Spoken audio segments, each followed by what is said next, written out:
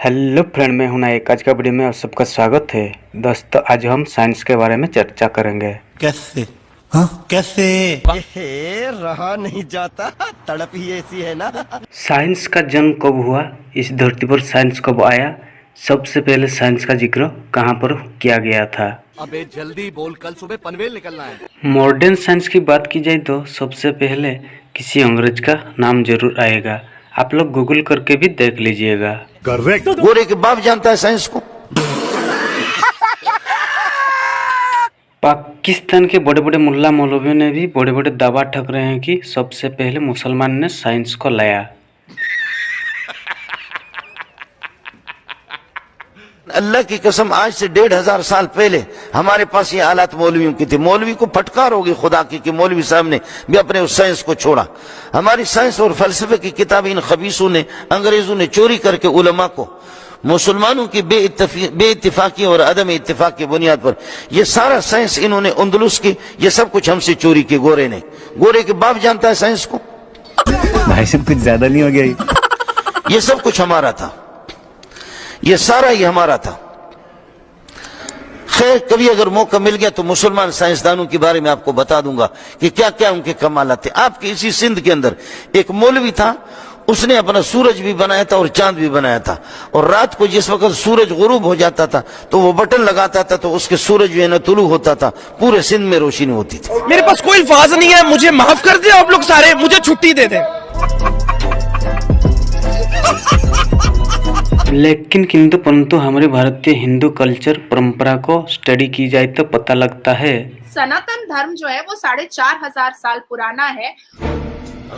हमारी वेदा में साफ साफ प्रमाणित किया गया है साइंस के बारे में। जैसे एयरप्लेन के आविष्कार के बारे में पूछा जाए तो आप लोग राइट ब्रदर्स का नाम जरूर बताएंगे। ये सब कुछ हमसे चोरी के गोरे ने। गोरे के बाप जानता है साइंस को। सुना जाता है कि 1903 में राइट ब्रदर्स ने आविष्कार किया हवाई जहाज का, एरोप्लेन का आविष्कार राइट ब्रदर्स ने किया। लेकिन हमें पता लगता है कि महर्षि दयानंद सरस्वती ने पुणे नगर में भाषण देते हुए 1875 में वेदों में विज्ञान की विद्या का रहस्योद्घाटन कर दिया था। और 1876 में उन्होंने ऋग्वेद आदि भाष्य भूमिका लिखी थी और उसे पढ़ करके शिवकर बापूजी तलपड़े ने 1895 में हवाई जहाज का निर्माण कर दिया था।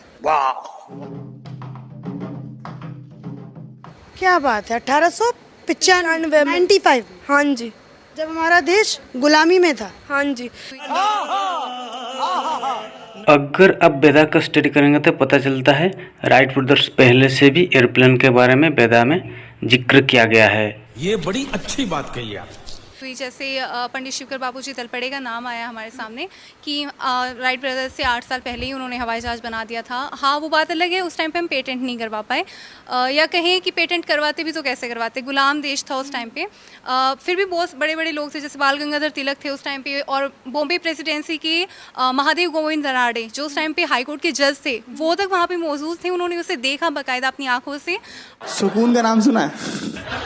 हाय हाय, इतना सुकून। तो अभी तो बाहर कंट्री में जोर शोर से वेदा का प्रसार प्रचार हो रहा है, किंतु भारतीयों को वेदा का अहमियत नहीं समझ में आ रहा है। आप देखेंगे कि जर्मनी में अभी 14 संस्कृत यूनिवर्सिटीज़ और 1200 संस्कृत स्कूल्स हैं अकेले जर्मनी में, जिसे आजकल की भाषा में कहें तो इंजीनियर्स जो है उसको इंजीनियरिंग हब कहते हैं, क्योंकि सबसे ज़्यादा इंजीनियर्स जो है वो मतलब जर्मनी से हमें मिल रहे हैं। 1400 संस्कृत स्कूल हैं। हाँ, जिनमें मतलब संस्कृत पढ़ाई जाती है। मैं एक सवाल मतलब अपने सभी दर्शकों से पूछना चाहूँगी, बहुत सामान्य सी बुद्धि से भी कोई इंसान सोचेगा तो ये बहुत क्लियर हो जाएगा।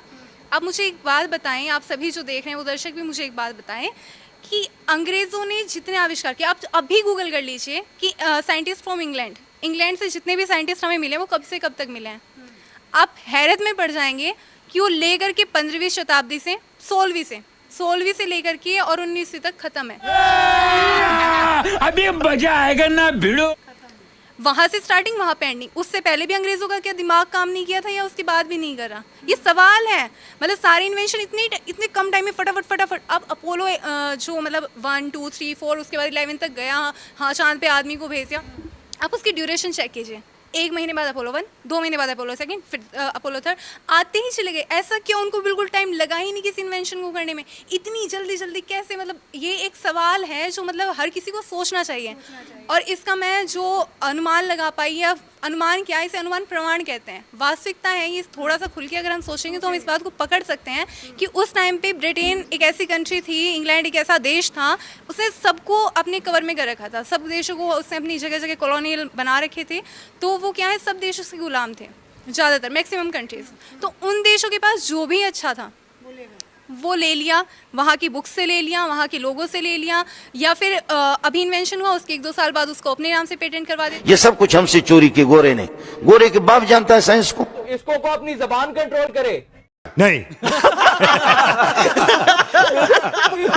मेडिकल साइंस में भी वेदा में विस्तार रूप से बताया गया है, लेकिन आयुर्वेद और एलोपैथी की काम करने के तरीका में थोड़ा बहुत अंतर है। आजकल की मेडिकल साइंस है ना, मॉडर्न मेडिकल साइंस है, वो किस बारे में बात करती है कि कोई आदमी बीमार हो गया तो अब उसको ठीक कैसे करें। लेकिन जो हमारा कल्चर है, जो हमारा आयुर्वेद है, वो कहता है कि नहीं, आदमी बीमार ही ना पड़े, इस बारे में हम ज़्यादा फोकस करेंगे। उसके बाद अगर फिर भी precaution is better than cure पे काम करता है। बिल्कुल, अगर फिर भी किसी एटमॉस्फेयर की वजह से, वातावरण की वजह से, या कोई एक्सीडेंट हो जाता है, एक्सीडेंटल केस भी बहुत सारे होते हैं, फिर भी अगर कोई बीमार पड़ जाए तो फिर उसकी चिकित्सा करता है। ये आयुर्वेद का मतलब मेन मोटिव है। हमारे वेदा में मिलिट्री साइंस के बारे में क्या बताया गया है, आइए जानते हैं। चलो भाई देखो अब मैं क्या करता। दीक्षा का टॉपिक है मिलिट्री साइंस। बताओ कौन से वेद में क्या लिखा हुआ है मिलिट्री साइंस के बारे में? जी, यजुर्वेद का एक पूरा 16वां अध्याय आता है जिसमें मिलिट्री साइंस के बारे में ही बताया गया है कि मतलब हमारी मिलिट्री कैसी होनी चाहिए, सैन्य संचालन कैसा होना चाहिए, कैसे, और हमें किस किस प्रकार के हथियार बनाने चाहिए। जैसे अथर्ववेद के शुरू में ही आता है कि मतलब बंदूक की गोलियां कैसी होनी चाहिए, मतलब उनका निश्चित एक आकार, उनकी बिल्कुल निश्चित शेप, साइज, सब कुछ बताया गया है। और वो बताया गया तो इसका मतलब ये भी है कि बंदूक बनानी भी सिखाई गई होगी। तो ऐसे करके काफ़ी चीज़ें बताई गई हैं। और मतलब पहले भी हथियार निर्माण होते थे, जैसे आज एटम बम होते हैं, तो वो बहुत बड़ी जनसंख्या का, मतलब एक बार में बहुत बड़ी जनसंख्या की हानि कर सकते हैं। तो पहले भी होते थे, उन्हें ब्रह्मास्त्र कहते थे। एटम बम को ब्रह्मास्त्र बोलते हैं। हाँ जी, जिसकी धमकी दिया करता था पाकिस्तान भारत को। हाँ, जैसे कि जो द्रोणाचार्य जी थे, जब उनकी मृत्यु के बारे में उनके पुत्र को अश्वत्थामा जी को पता लगा तो उन्होंने नारायणास्त्र का प्रयोग किया, जिससे कि जो एक पूरी अक्षुणी सेना थी, जो लाखों की सेना होती है, उसका एक बार में विनाश हो गया था। तो मतलब इतने ज़्यादा पावरफुल हथियार होते थे और तब भी निर्माण होता था। और आज भी बस अंतर इतना है कि पहले बहुत ही मतलब सदुपयोग किया जाता था और आज दुरुपयोग करते हैं। और वेद में एक मंत्र आता है कि तंत्वा सीसेन विद्यामह, यानी कि जो ऐसे हिंसा करते हैं और व्यर्थ में हथियारों का प्रयोग करते हैं, उनको शीशे की गोलियों से बींध देना चाहिए, यानी कि उन्हें ऐसे छोड़ना नहीं चाहिए, उनको छोड़ा नहीं जाना चाहिए। जो आज मोदी जी करते हैं कि आप बिना मतलब का अटैक करोगे तो आपको जवाब मिलेगा।